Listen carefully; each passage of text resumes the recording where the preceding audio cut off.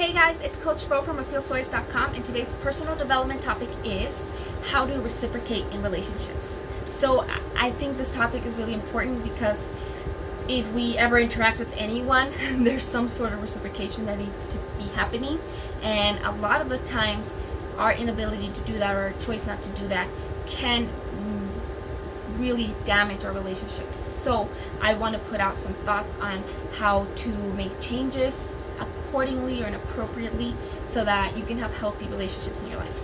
Before I get started, I want to make sure that I ask you guys to subscribe to my monthly newsletter. I send it out once a month, and basically I just share the posts that I've done throughout the month. I talk about what's going on in my life and how that, what I've learned can impact your life. So make sure that you get on that list. I will put the link in the description below. So let's get started. The first part that I think is really important to recognize is you need to determine the nature of the relationship. So obviously, what's appropriate in one relationship may not be what's appropriate in a different relationship. Like, you're not going to talk to your therapist the way you talk to your mother, the way you talk to your pastor, the way you talk to your best friend, the way you talk to your husband, the way you talk to your kids. Every relationship is slightly different, and you can look up and put some time into understanding what's healthy for each of those relationships so that you have, a good basic understanding of what is and isn't your role and what you can and can't give. So by understanding the nature of the relationship, you can kind of let go of some of that pressure to overact in it or make decisions about how to put more work into it, right? And so, for example, even in relationships that tend to seem one-sided, like a counselor, a coach, peer, like professional relationships that are one way, there's still some give and take. So for example, with the coach or a counselor, you have to be willing to share, to be open, to be honest, to do the work, to be upfront, to dig deep, and to care about what it is that you're doing, because they can't do their end if you don't care enough to do your end. And so it's not the same as like asking them about their day, right? Like, it's not going to be the same kind of relationship where you're kind of like, oh, like a friend where you're giving and taking, you're giving information. No, but there is work to do. Other one-sided relationships like teacher, pastor, doctor, other relationships where it can be very one-sided, right? Because this person's basically giving to you and you're just sitting there. Now, in those relationships, another thing that you can think of is, what is my role here? With your doctor, how honest can I be? What do they need to know? What kind of questions? How should I prepare? Same with the teacher, like, am I doing assignments? Am I doing the work? Same with the pastor, like, can I form a relationship that's beyond just me sitting there learning? And if I'm learning, am I putting that information to work? That way, it doesn't, for that person who's spending so much energy on you, it doesn't seem like you're just somebody who doesn't care. And because you have to realize that while some people are paid to do the work, you can get fired. Even if a therapist can fire you, a coach can fire you, a doctor can fire you, if they don't feel that their work is any longer helping you. So there's some sort of role there. Now, there's other two-way relationships that are equal. So friendship, marriage, certain family members, etc., right? Where their give and take is pretty equal. In order for you to have a relationship with that person, and a healthy one, they both have to have that same kind of equal give and take. That may be different than relationships that have status change, like with your kids or your parents, or if you're in cultures where elders are regarded differently, etc. There may be slight different rules, and you might need to navigate those or talk about them in a way that helps you understand what the nature of the relationship is and what is and isn't okay. So understand first and foremost who you're in a relationship with and what kind of relationships you're in. Second is to determine your ability to give in a relationship. And I want to start with giving, because I think it's unfair to start a relationship thinking, what can I get? So what kind of relationships can you give and what can you give? Like I said, in a one-sided relationship or something that seems very one-sided, it doesn't seem like you're giving a lot. But if you're putting in the work, you are giving a lot, because they're able to then do their job. In friendships, are your relationships one-sided? Like, are you always the one asking for help? Are you always the one asking for advice? Are you always the one talking about your life? Are you like doing all these things and then that person never gets anything from it?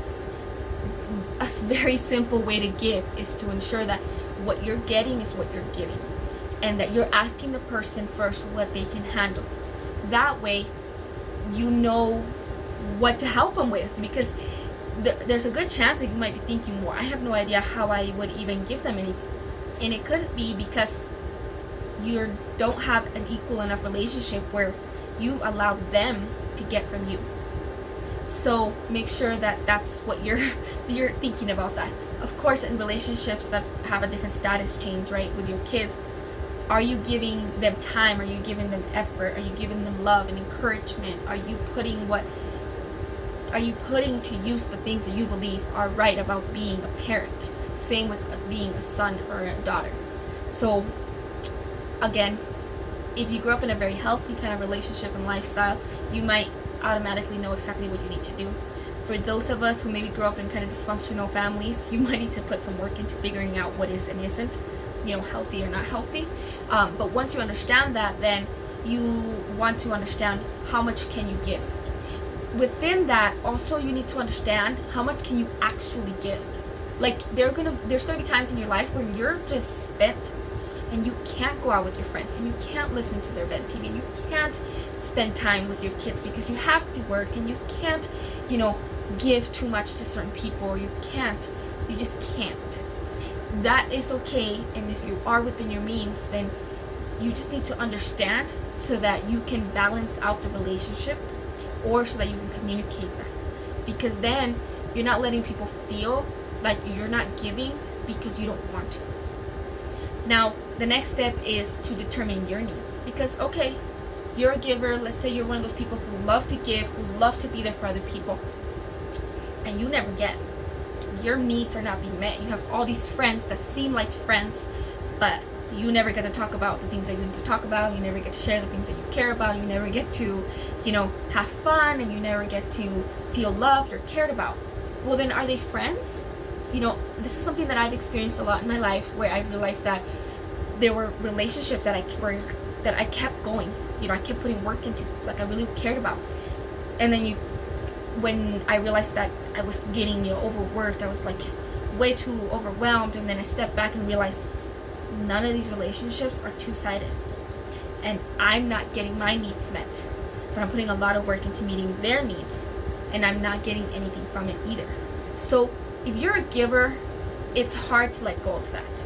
It is hard, but understanding how to learn about boundaries, and I do have a video on boundaries that you can check out on my website at bit.ly/boundaries book journey there. And make sure you go and learn about boundaries, because I think that's the first step to take, is to understand, that it's okay for you to have boundaries, and it's okay for your needs to be met. Now, you need to understand what your needs are so that you can understand whether the people in your life can meet them. Because not everyone can meet your needs, and not everyone should.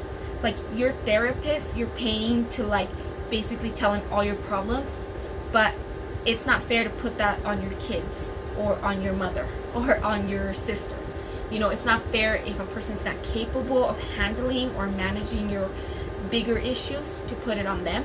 So you have to understand, these are my needs, and where can each of those needs be met? Because different people can serve different roles in your life. So the next step now is to determine the worthiness of each relationship. Yep, I said it. So no relationship is mandatory. And coming from different cultural aspects, I come from a very communal culture, so that idea that you would forsake your family is forbidden. But then coming into a more individualistic society like the United States, there are a ton of people who, they just don't have a relationship with certain people. And so it's been a hard balance for me, and I know it can be a very hard balance for you depending on the type of family structure that you grew up in, or the societal pressure that you feel. And so trust me, I understand that it's difficult. Still do it. Understand, because even if you are in a societal pressure to you have to be around certain people, or you can't decide that you're not going to have certain people in your life, how much are you willing to give? And are you okay with this person not really being a friend, just being an acquaintance? It doesn't mean that you have to cut people off and be like, screw you, I don't want you in my life. But it does mean that you don't have to expend the same amount of energy. So understand that some relationships are going to be super important to you and some aren't going to be as important. That doesn't mean that it's permanent. It doesn't mean that it will always be that way. It doesn't mean that you can't grow and that relationships can change. It just means that you need to understand how the playing field is at the moment. So now the last point is commit and act on it. There's no point in telling everyone how great you are at relationships, or how great of a friend you are, or how awesome of a parent you are, or how awesome of a anything, if you're not actually doing it. Like, if anything, it's hurting your credibility to not commit and not act on the things you say you believe in, right? It's called hypocrisy. And so this is, I definitely think it's very difficult to, a lot of times we believe that we're acting in a certain way, and when we really step back and we analyze our behavior and our relationships, we realize, like, I've been saying I value this, but I don't act on it. So I either don't value it, or I need to change my behavior to match my values. A lot of the times we just don't want to do certain things, and that's okay. It's okay to have different values than what you profess to have as a value. It just means that now you have to act according to that. And so you have to make a decision about what you want and what you actually will act on. So once you've decided that you want to have a relationship with this person, you understand the nature of the relationship with them, you understand what you can give and what you need from them, and you care about it, now you need to commit to the relationship. And this is, a huge part in our society. It's something that people struggle with in romantic relationships, the commitment part. A lot of the times it's because we haven't put in the work behind that to understand, like, am I actually able to commit to this person? If you don't feel that your reciprocation is equal, then you might have a very legitimate reason to not want to commit.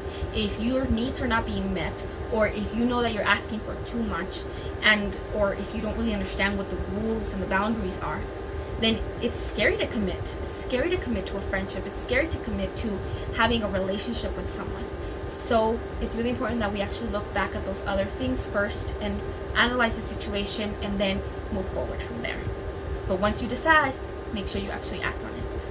So I'm going to go ahead and put some links in the comments below that go to the Boundaries book journey that I did this year, and that way that can help you with, for me, it really helped me with understanding just what is and isn't healthy, and what is and isn't realistic. And so a lot of us, I think, we need to learn that. I'm also going to put a link to a relationship resource list. A lot of those resources are for romantic relationships, but a lot of them can be applied to any kind of relationship. So make sure that you check that out. And if you like this video, please like it, comment, share it, tag it, react, whatever it is that you do on social media. And thank you guys so much for watching, and I hope you have a wonderful, blessed day. Goodbye.